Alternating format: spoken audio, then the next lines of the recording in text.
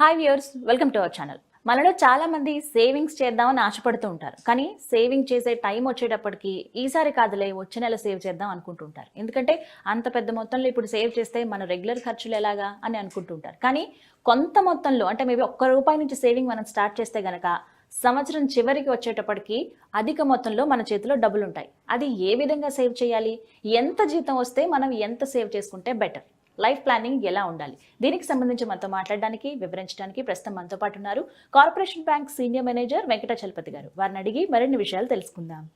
నమస్కారం సార్. నమస్తే అమ్మా.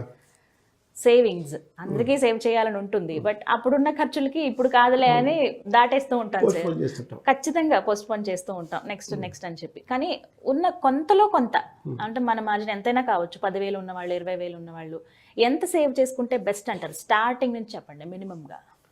అంటే ఇందులో 2 రకాలు ఉంటాయి మరి సేవింగ్స్లో కూడా. కొంతమంది బ్యాంకులో ఆర్డీ లాగా వేసేస్తుంటారు. జీతం వచ్చినప్పుడు వేరే ఖర్చు వచ్చింది అనుకోండి, ఆర్డీ ఆపేస్తారు. అది ఒక ప్రాబ్లం ఉంది.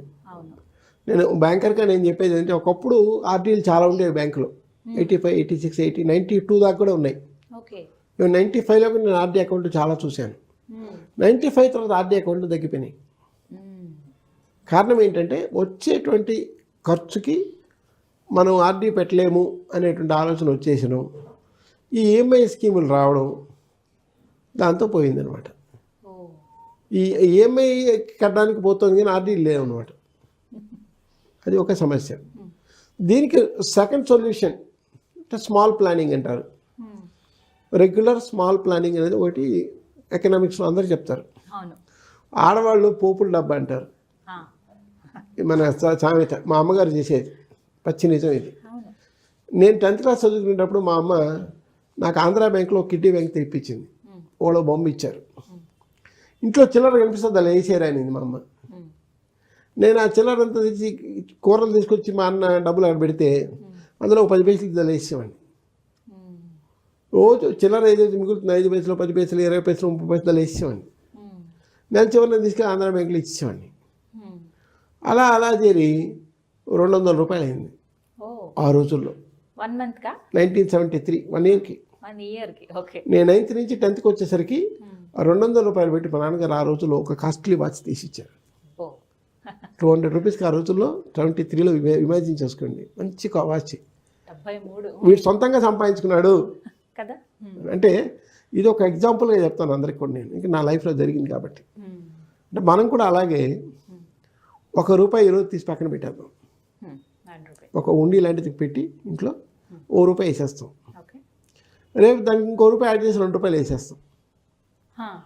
ఎల్లుండి దానికి ₹1 యాడ్ చేసి ₹3 వేసేస్తాం. ఇలా వేసుకుంటూ పోతే అవునా, ఒక స్టేజ్లో కొంచెం కష్టం అనిపిస్తుంది కానీ వెయ్యాలి. వేయడం మొదలు పెడితే ఇవాళ బీరకాయ కొనలేదు అనుకుని ఒక ₹50 ధర వేసేయాలి 1 కిలో. ఒక స్టేజ్కి వెళ్ళాక ₹50 వస్తుంది కదా, వేసేయాలి. ఇలా వేసుకుంటూ వస్తే సంవత్సరం చివరికి 65,000 అవుతుంది. కనపడదు ఇది, కానీ సంవత్సరం చివరికి 65,000 అవుతుంది. లేదు మధ్యలో మీరు డిస్టర్బ్ చేసి మళ్ళీ స్టార్ట్ చేసినా కూడా, ఒక 150 రోజులు వేసి ఆపేసి మళ్ళీ 150 రోజులు మళ్ళీ ₹1 మొదలు పెట్టినా కూడా మీకు కనీసం 40,000 వస్తుంది. ఇది మనం ఒక పద్ధతిగా చేసుకుంటే ఒక డిస్ట్రప్షన్ లేకుండా చేసుకోవాలన్నమాట. ఎంతైనా సరే తల వేయాలి, హుండీలో వేయడం నేర్చుకోవాలి. కొంతమంది ఏం చేస్తారంటే పల్లెటూరులో నేను చూశాను పని చేసినప్పుడు కూడా, దేవుడు ఉండేని పక్కన పెడతారు రైతులు. పొలంలో పంట మీరు అంగందలో ఒక ₹5, ₹10 వేసేస్తారు. సంవత్సరం చివరి వేసరికి అదొక 2,000, 3,000, 4,000 అయిపోతుంది. తీసుకెళ్ళి తిరుపతి వేసేసి వస్తారు.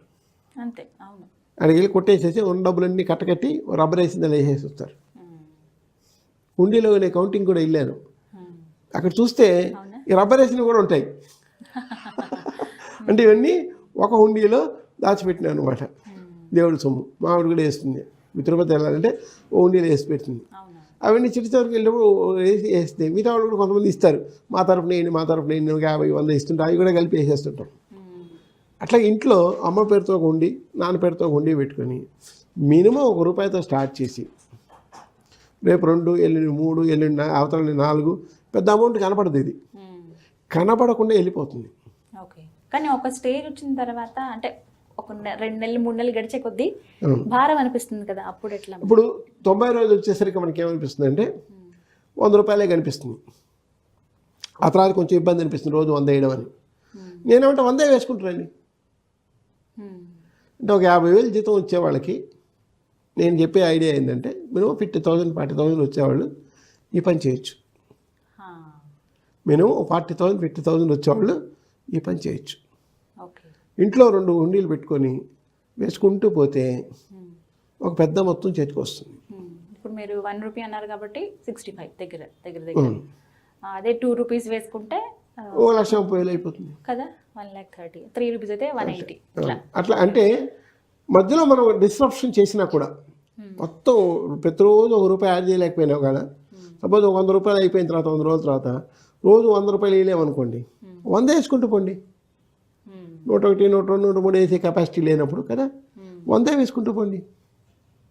అది ఇంపార్టెంట్ అనమాట. అంటే మనం ఈరోజు ఎంత ఖర్చు పెట్టాం, చాలా ఖర్చు పెడతాం.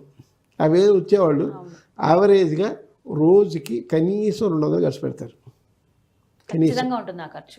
కాబట్టి ఇలా వేసేసుకుంటే అవునా మనకు తెలియకుండా ఖర్చు తగ్గిస్తాం. నేను ఇందాక కూడా చెప్పాను ఒకసారి, forced saving is the saving.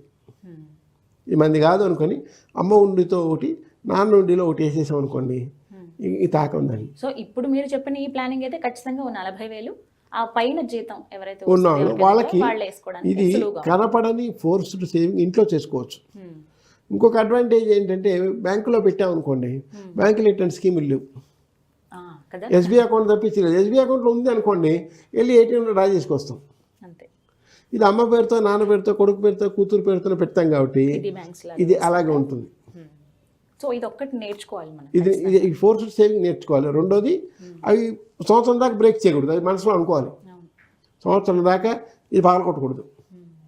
సంవత్సరం తర్వాత ఇంకో కుండీ కొని అప్పుడు ఈ కుండీ వాళ్ళు కొట్టాలి ఖచ్చితంగా. అంటే ఎన్ని సంవత్సరాలు అనేది ఆపొద్దు, ఎందుకంటే ఒక్కసారి సార్ మనకి ఇయర్ ఎండింగ్ లో ఒకసారి ఆ రుచి చూసామంటే బాగుంది కదా, ఇలా సేవ్ చేద్దాం, కష్టమైన నష్టమైన అనిపిస్తుంది. సో అలా కంటిన్యూ చేస్తాం. అంటే ఒక అడ్వాంటేజ్ ఒక డిసడ్వాంటేజ్ ఉంటుంది. అడ్వాంటేజ్ ఇన్ ద సెన్స్ మీకు తెలియకుండా సేవ్ చేయడం అనేది అలవాటు అయిపోతుంది. ఒక జీవన క్రమంలో ఒక అలవాటుగా మారుతుంది అది. ఈరోజు అంతే ఉండిలో నేను 9th క్లాస్ అని చెప్పాను. ఒకరోజు ఏం లేదు, దొరకలేదు ఇంట్లో. అమ్మ ఏం లేదు అంటే ఆ రోజు మా అమ్మాయి అనింది, ఉంటా మీ అన్నకి కూరలు తేడానికి వెళ్ళాడండి. మా అన్న కూరలు తీసుకుని అర్ధపై ఇస్తాను అనమాట. పొద్దునే అందులో ఇవ్వాలా, అది ఒక ప్రోగ్రామ్ కింద మారుతుంది అనమాట. And it becomes a habit of saving అనేది ఒకటి వస్తే తప్ప మనం సేవ్ చేయం. ఆ హ్యాబిట్ ఆఫ్ సేవింగ్ రావాలంటే ఇట్లాంటి చిన్న చిన్న చిన్న చిన్న బదులతో స్టార్ట్ చేయాలి. డిసడ్వాంటేజ్ ఏంటంటే ఒకసారి మనం ఏదైనా కష్టం వచ్చినప్పుడు దీన్ని పాల్గొట్టేద్దామని ఆలోచన వచ్చేస్తుంది. ఖచ్చితంగా అది పాల్గొట్టకూడదు. అప్పుడు ఎక్కడైనా సరే బయట తెచ్చి అన్న దగ్గర, తమ్ముడి దగ్గర, అక్క దగ్గర, చెల్లెల దగ్గర అయినా సరే 2,000 3,000 తెచ్చి దాంతోనే నడపాలి. అంటే పగలగొట్టాలనే ఆలోచన ఎప్పుడు వస్తుంది? ఇబ్బంది వచ్చినప్పుడు, ఫైనాన్షియల్ ప్రాబ్లం వచ్చినప్పుడు. ఇది ఒక డిసడ్వాంటేజ్ అనమాట. చాలామంది అక్కడ పాల్గొట్టేస్తారు. నేనేమంటానంటే అక్కడ పాల్గొట్టకూడదు. అప్పుడు అప్పు చేయండి. 2,000 3,000 5,000 కావాల్సినప్పుడు బయట తెచ్చుకొని అది కూడా కట్టేస్తారు. మెల్లగా ఇన్స్టాల్మెంట్ బేసిస్లో కట్టేస్తారు కదా. ఇది ఆగదు. ఇది బ్రేకింగ్ పాయింట్ అనేది అవాయిడ్ చేయాలి. బ్రేకింగ్ పాయింట్ అనేది అవాయిడ్ చేస్తే చాలామంది సినిమా ఆర్టిస్టులు కూడా ఇలాగే చేస్తారని విన్నాను నేను. నిజం. ఒక డబ్బు మంది కాదు అనుకొని స్వయాన ఎన్టీ రామారావు గారే చెప్పారు ఒకసారి. ఆయనకు రెమ్యునరేషన్ వచ్చే రోజుల్లో ఓ బీరో కొనేసి ఒక 500 అటు పెట్టించేవాట. ఇది మంది కాదనుకోండి. అట్లా పెంచేసాడు ఆయన. పెద్దవాళ్ళు కూడా చేస్తున్నారు ఈ పని, కానీ మనం కూడా చేయడం నేర్చుకోవాలి. అంటే పెద్దవాళ్ళకి ఇన్కమ్ ఉన్నప్పుడు ఈ పని చేయాలన్నమాట. రైట్. సో ఇలా చిన్న మొత్తంలో దాచుకుంటే కనుక ఖచ్చితంగా సంవత్సరం చివరిలో అధిక మొత్తాన్ని చూస్తాం. మనకి దేనికైనా ఉపయోగపడుతుంది. సో ఆ అలవాటు అనేది చేసుకోవాలి. ఇప్పుడు తక్కువ వచ్చే వాళ్ళు కూడా, అంటే బిలో 40 ఉన్న వాళ్ళు కూడా కొంచెం ఉన్నంతలో ప్లాన్ చేసుకుంటే ఖచ్చితంగా చక్కటి అమౌంట్ చేతికి అందుతుంది. ప్లానింగ్ అనేది తెలుస్తుంది, సేవింగ్ తెలుస్తుంది. లేదంటే నేనేం చెప్తానంటే ఒక 1,000 రూపాయలు వీళ్ళ శాలరీ వచ్చింది, 1,000 రూపాయలు 5,000కి వేసేయాలి. నెక్స్ట్ మంత్ శాలరీ మళ్ళీ ఒక 1,000 రూపాయలు వేసేయాలి. ఇట్లా వేసుకుంటూ పోతే 5 ఏళ్ళ తర్వాత ప్రతి నెల మనకి డబుల్ వస్తుంటాయి. అంటే వడ్డీతో కలిపి వస్తుంది చేతికి, అప్పుడు మనకి చాలా ఆనందంగా ఉంటుంది. ఏదైనా కంట్రోల్ ఇట్లన్నా చేయాలి, అట్లన్నా చేయాలి. రైట్. చాలా క్లియర్గా ఎక్స్ప్లెయిన్ చేశారు sir. Thank you so much. చూసారు కదా, ఇది వాళ్ళ వీడియో. ఈ వీడియో కనుక మీకు నచ్చినట్టయితే లైక్ చేయండి, షేర్ చేయండి, కామెంట్ చేయండి, మా ఛానల్ను సబ్స్క్రైబ్ చేసుకోండి.